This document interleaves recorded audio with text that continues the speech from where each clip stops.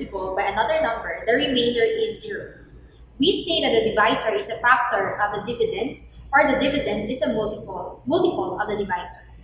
Hence, we use the same concept in polynomials. The remainder theorem gives hint to the factorability of the divisor in the form of x minus c. We say that x minus c is a factor of p of x if p of x can be divided exactly by x minus c. That is, p of x over x minus c is equal to q of x plus 0.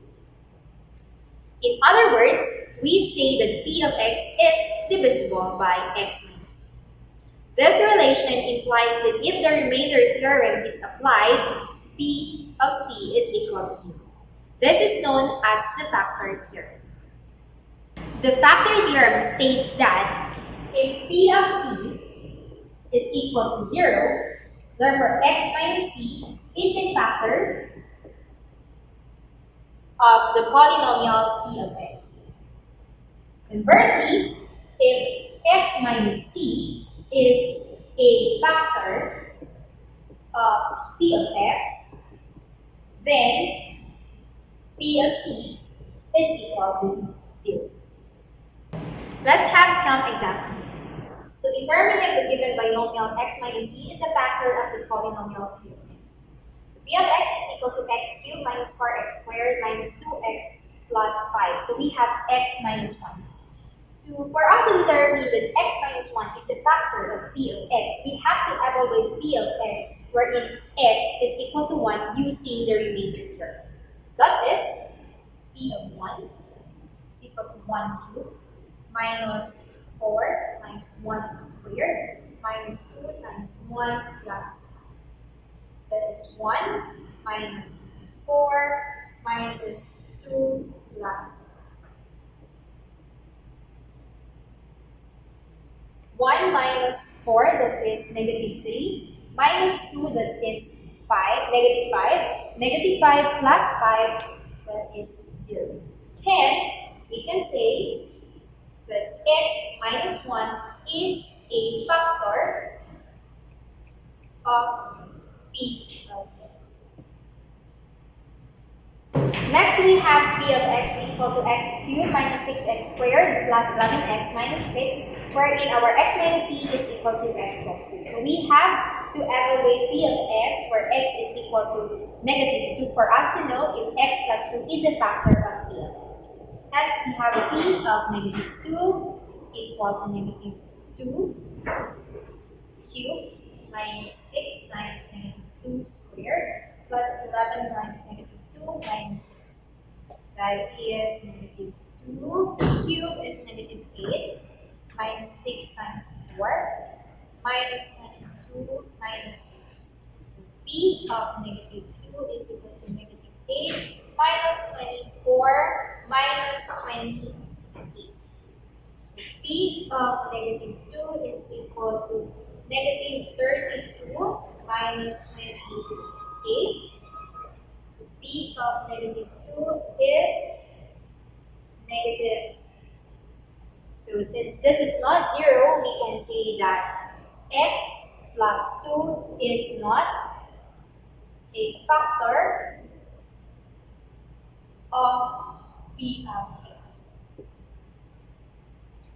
Next, we have p of x equal to 6x raised to 5 plus 15x raised to 4 minus 9x cubed. We have the value of x minus c as 2x minus 1. So we will evaluate p of x now, given that x is equal to 1 half. So that is p of 1 half is equal to 6 times 1 half raised to 5 plus 15 times 1 half raised to 4 minus 9 times 1 half raised to 3.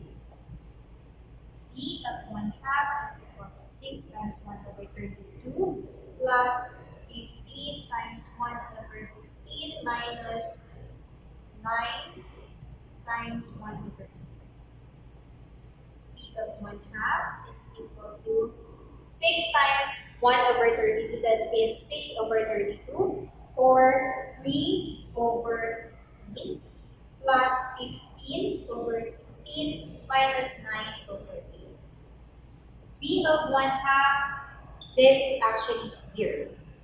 Hence, we can say that 2x minus 1 is a factor of P of x.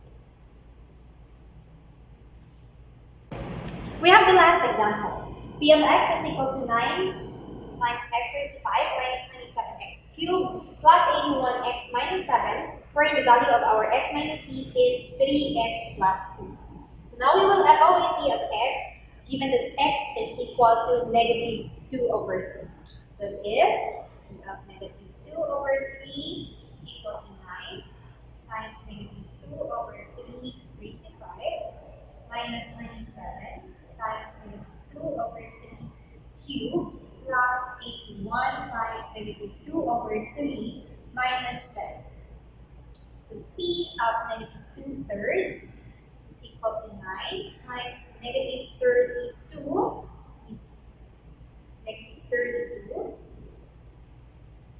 over 243 minus 27 times negative 8 over 27 plus negative 54 plus negative 54 minus 7. So P of negative 2/3 is equal to 32 over 27. That is negative 32 over 27 plus 8 minus 61. So P of negative 2/3 is equal to negative 1,463 over 27.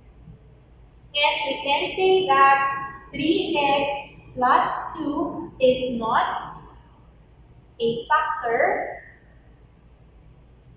of P of